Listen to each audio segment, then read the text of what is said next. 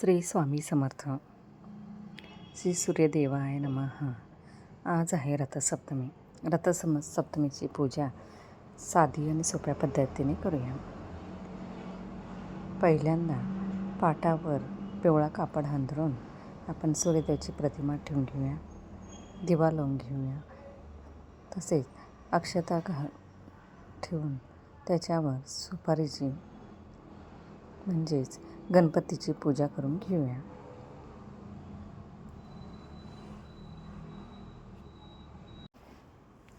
सुपारीला व समईला हळदी कुंकू अक्षता फूल वाहून घेऊया.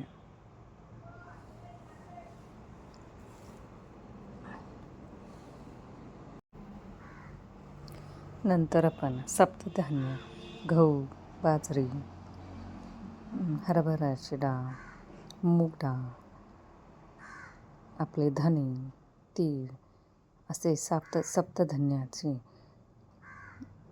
पूजा करून घेऊया.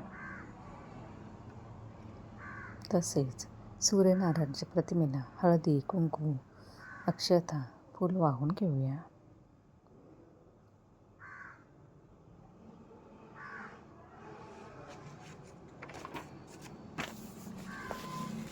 रथसप्तमीच्या दिवशी आपल्याला पूजा अशी साधी सोपी करून घेऊया. रथसप्तमीच्या दिवशी काय केले गेलं पाहिजे, काय करायचं नाही आणि रथसप्तमीला दूध उतू जाऊ द्यायचं असतं तर ते कसं आणि का उतू जाऊ द्यायचं, त्यामागचे काय महत्त्व आहे, हे केल्यामुळे काय लाभ होतो. मुळातच रथसप्तमी हा संपूर्ण दिवस कसा साजरी करायचा, व्रत कसं करायचं, कोणी करायचं, ही संपूर्ण माहिती तुम्हाला आजच्या व्हिडिओमध्ये सांगणार आहे.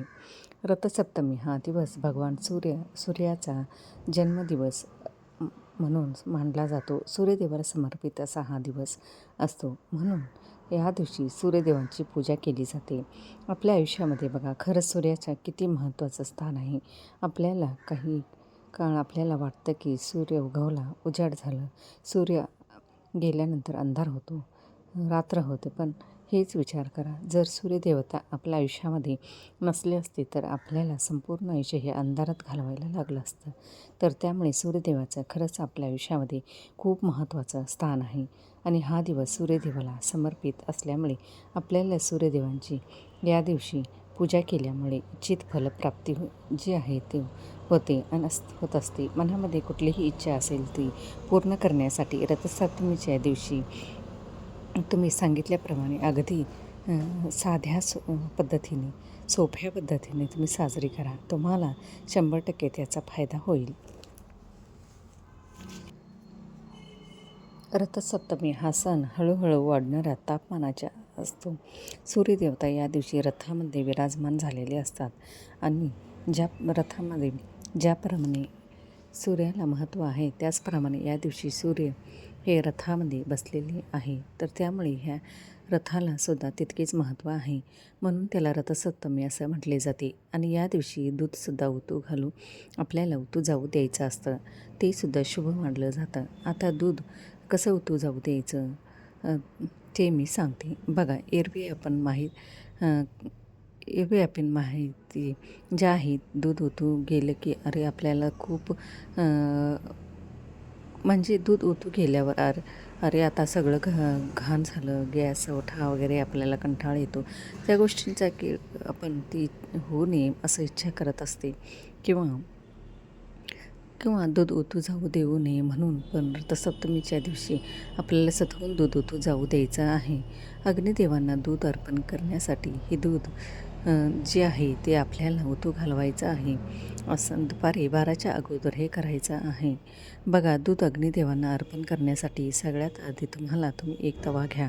ठीक आहे, तव्यावर तुम्ही समिधा घ्या, म्हणजे वेगवेगळ्या झाडांची छोटे छोटे लाकडं घ्या. गौरीचे तुम्ही 2-3 तुकडे घ्या. शेणाचे जे अगदी गौरी असते, गौऱ्याच्या त्याला म्हणजे तर त्या 2-3 तुकडे घ्या, टाका. त्यानंतर थोडंसं तुम्हाला प्रज्वलित होण्यासाठी तुम्ही एखादा कापराची वडी टाकू शकता. त्यानंतर तुम्हाला मातीचं छोटंसं मटकं घ्यायचं. जसं जसं ते आपण सुगड पूजन केले होतं तेच छोटंसं तुम्हाला मातीचं बोळकं आपण म्हणतो किंवा खण म्हणतो, त्यामध्ये तुम्हाला दूध घ्यायचं आहे. ठीक आहे, त्या दुधामध्ये तुम्हाला तीळ, साखर आणि तांदूळ टाकायचं आहे आणि अगदी थोडं थोडं टाका. तीळ, साखर आणि तांदूळ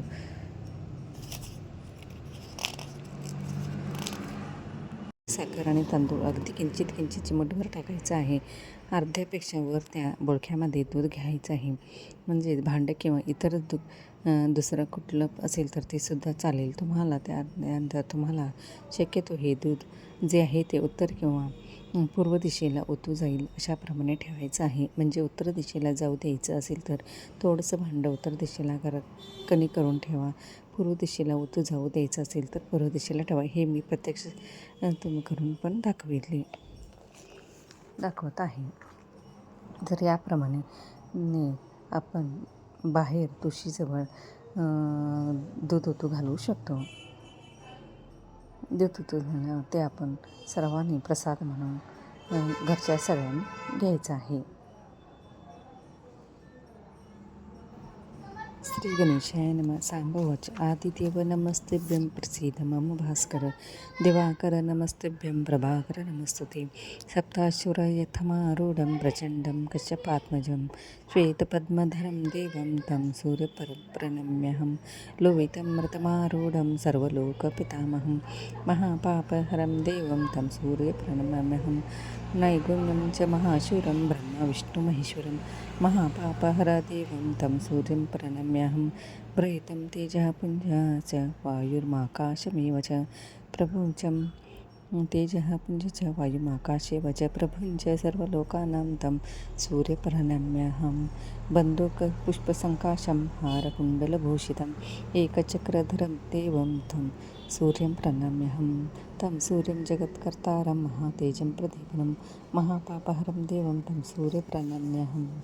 तं सूर्यजगतां नाथं ज्ञानविज्ञानमोक्षदं महापापहरं देवं तं सूर्यं प्रणम्यहं. सूराष्टकं पठे नित्यं ग्रहपीडाप्रणाशनम्. अपुत्रो लप्ते पुत्रं दरिद्रो धनवान् भवेत्. मिषं मधुपानं च य करोति सवेदिने. सप्तजन्म भविर्योगी प्रतिजन्म दरिद्रता. श्रीतैलमधुपासानि यः त्यजेन रविर्दिने. न व्याधिशोकदारिद्र्यं सूर्यलोकं स गच्छति. आदित्यहृदयस्य श्रीगणेशाय नमः. तत्तु युद्धपरिश्रान्तं समरे चिन्तया स्थितं. रावणं चाग्रदुष्ट्रद्वा युद्धावसमुपस्थितं. दैवतस्य समागम्यं दुष्टम्यागतोरणम्. उपगम्य ब्रवीद् राममगस्त्यो भगवास्पन्. राम राम महाबाहो शरणं गुह्यं सनातनं. येन सर्वा नरेन्वत्स समरे विजयिष्यते. आदित्यहृदयं पुण्यं शत्रुविनाशनं. जयावहं जपन्नित्यम् अक्षमयं परमं शिवं. सर्वमङ्गलमाङ्गल्यं सर्वपापप्रणाशनं. चिन्ताशोकप्रशमनम् आयुर्धनमुत्तमं. रश्मिमन्तं समुद्यन्तं देवासुरं संस्कृतं. पूजयश्व विवस्त्वं भास्करं भुवनेश्वरं. सर्वदेवात्मको व्रेश तेजस्वी रश्मिभावनः. एष देवासुरगणलोकान् पाति गवस्तिभिः. एष ब्रह्मच विष्णुश्च शिवस्कन्दप्रजापतिः. महेन्द्रो धनदकालो यमः सोमोर्पपतिः. पितरो वसवसाध्याशिनो मरुतो मनुः. वायुर्महिना प्रजः प्राणवृतो कर्ता प्रभाकरः. आदित्य सविता सूर्य खगा पूषा गवस्तिमान्. सुवर्णसदृशभानो हिनर्निरेता दिवाकरः. हरत्यश्च सहस्रश्री सप्तसप्तिर्मरीचिमान्. तिमिरो वन्दनः शम्भुः मार्तण्डकंशुमान्. हिरण्यगर्भशिशिरस्तरस्करो रविः. अग्निगर्भोदिते पुत्रः शपाशिशिरनाशनः. यो नातमस्तो भीतिरुगजसामपारगः. घनवृष्टिरपां मित्रो व्यक्तिमङ्गलः. अतपिमण्डले मृत्युः पिङ्गलः सर्वतापनः. कविर्विश्वो महातेज रक्तसर्वभूतः. नक्षत्रकरताराणां दीपो विश्वभावनः. तेजसामपि तेजस्वी द्वादशात्मनस्तु ते. नमः उदयाय गिरये पश्चिमाय त्रये नमः. ज्योतिर्गणनां पतये दीनाधिपते नमः. जय जय भद्रा सहस्राय हर्षाय नमो नमः. नमो नमः सहस्रांशोऽदित्याय नमो नमः. नमः उग्राय वीराय सारंगाय नमो नमः. नमः पद्मप्रबोधाय प्रचंडाय नमोस्तुते. ब्रह्मेशानुस्तेशाय सुरायादित्यस्वर्चसे. भासुते सर्वभक्षाय रौद्राय वपुषे नमः. तमोगुणाय हिमगणाय शत्रुघ्नात्मने. कृतगणनाय देवाय ज्योतिषां पतये नमः. तप्तचमेकराभाय हरे विश्वकर्मणे. नमस्तमोभिनिज्ञाय रुचे लोकसाक्षिणे. नायत्यस्य वैभूतं तमेष सृजति प्रभुः. पयत्यश तपत्येष वर्षत्येष गवस्तिभिः. एष सुप्तेषु जागर्ते भूतेषु परिनिष्ठितः. एष चैवाग्निहोत्रं च छलं चैवाग्निहोत्रीणां. देवश्वकृतवशैव कृतानां फलमेव च. यानि कृतानि लोकेषु सर्वेषु परमप्रभुः. येन मां वस्तुकंसितो कान्तारेषु भविष्यच्च. कीर्तयन् पुरुष कस्य नाव सदिति राघव. पूर्णयं दिसेविकागरो देवदेवं जगत्पति. एतत् निगुणितं जत्वा बुद्धेषु स्मृति. धारयामास सुप्रीतो राघव प्रयत्नात्मा. आदित्यं प्रेक्ष्यं जत्वेदं परं हर्षमवाप्नोत्. त्रिराचम्य शुचिर्भूत्वा धनुरा